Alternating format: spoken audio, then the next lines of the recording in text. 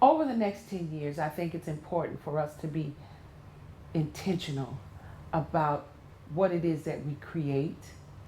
We need to have some kind of summit in the same way that we had the UNOC committee to meet, and there was a citywide conversation about where we're going, what was necessary, et cetera, et cetera. I think that we ought to have some kind of summit that takes the pulse of where we are and put down some markers about where we're headed, what the people want to see going forward, and see if that actually fits into the plan of government, the plan of business, the plan of culture and arts, all those kinds of things, where we are.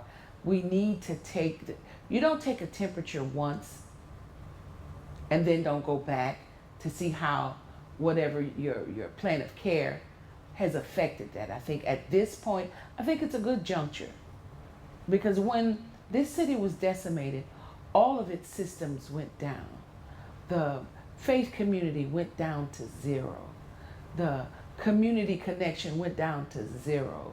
The organizations that had once been connected like spider webs went down completely. We've gone through lots of iterations of corruption and progress, of wins and losses, and I don't know if anybody is chronicling this.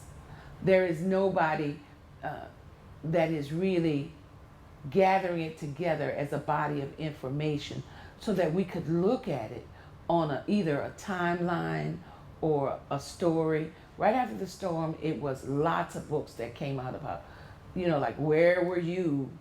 What happened to you? What is it what was your experience? I think at some point we need to snapshot this and talk forward about what it is that the city wants to see happen. And there should be a plan of action, a plan of care, uh, uh, a list of expectations, and it ought to be deliberate, and we ought to document it.